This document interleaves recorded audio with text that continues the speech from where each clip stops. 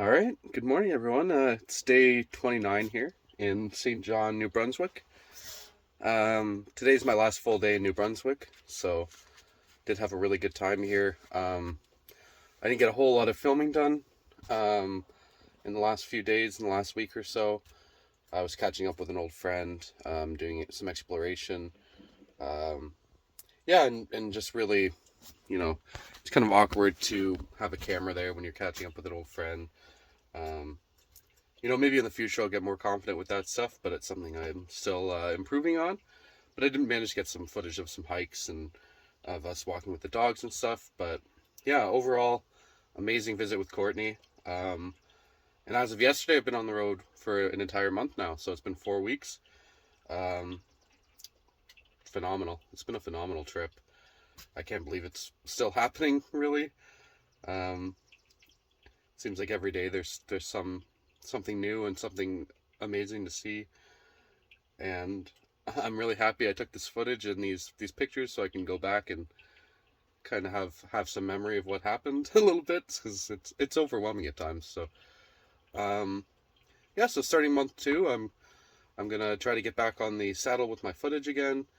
I feel like I've made some improvement with my video editing and how to even film my videos so that they're easier to edit for everyone, and I can have a more consistent schedule. So that's the kind of things I'm going to start working on this month. Tomorrow we'll be heading to Nova Scotia. I'll be meeting my mom there. I'll be spending a couple weeks in Nova Scotia, then meeting my dad at the end of the month to go to Newfoundland. So another big month, another big East Coast month. So much to see, and so much we've already seen. And yeah, strap in and enjoy, because I'm super excited for this month. I think there's going to be a lot to see. And then, yeah, I didn't really plan what to say, so I'm kind of just rambling at this point. So I'm going to wrap it up. I'm going to go into St. John today. There's a few things to see there. I need to fill up some propane, that kind of stuff. So I'm going to head into St. John and show you around there. So I'll catch up to you there. So a couple days ago, I arrived here at Sheila and Rob's Harvest Host here in St. John, and they actually provided me with this amazing information package. Lots of information about St. John, different hiking trails, events that go on, museums, everything that you could ever want for information for St. John is in here. They also gave me some cookies, which I assure you there were a lot more than that. I've eaten most of them. They were delicious. But these harvest hosts, these boondockers, have been so accommodating, so wonderful. And I'd just like to take this time to thank Sheila and Rob for what they provided. They actually do have an Instagram and a YouTube themselves. So if you look up Maritimers Chasing the Sun, you can find Sheila and Rob and follow their adventures as well. They go down south for the winter, and so they have some U.S. adventures in there as well. And yeah, it's kind of cool. So kind of cool to see some fellow YouTubers out here. So yeah, Maritimers Chasing the Sun. I'll write it down there at the bottom. And yeah, amazing what they can provide. So thanks again to Sheila and Rob. All right, I'll catch you down in St. John. All right, so I'm here at the Carleton Martello Tower here in St. John, New Brunswick. And unfortunately, tours of the tower are closed today, but I did manage to get a little bit of information. So these towers were actually made, these towers were actually made back in 1812, back when the US declared war on the British, who were inhabiting Canada at the time. So Britain, afraid of losing its major economic interests in Canada, put these towers up, even in areas where they weren't under direct attack. So St. John up here wasn't under attack from Boston. They were more focused on Quebec City and the Toronto areas. However, Niagara, that kind of stuff. However, they did put these up just in case. They felt threatened by the French, by the Americans, whoever. So put these towers up was a nice, easy way to defend their areas. Have guns in there and whatever, and are hard to take down. So as we get up here, you'll be able to see that these towers have quite the strategic viewpoint of the bay. So you're able to see quite a bit. looking out. Beautiful city of St. John, which I'm going to go down and do some exploring in a bit.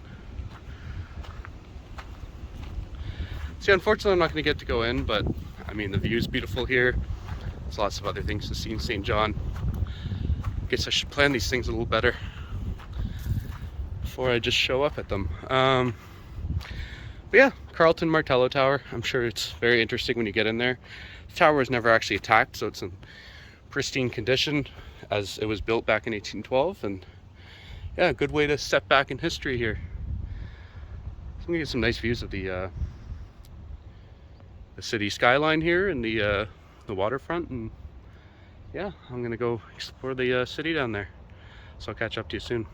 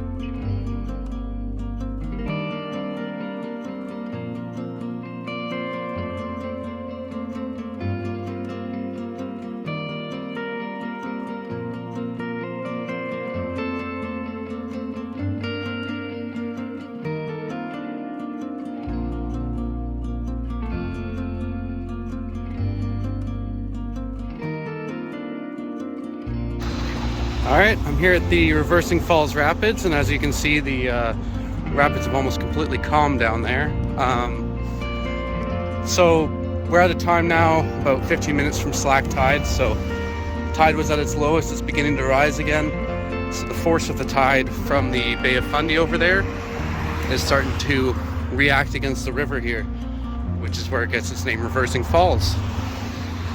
So in a few minutes we're going to see this come to a complete still.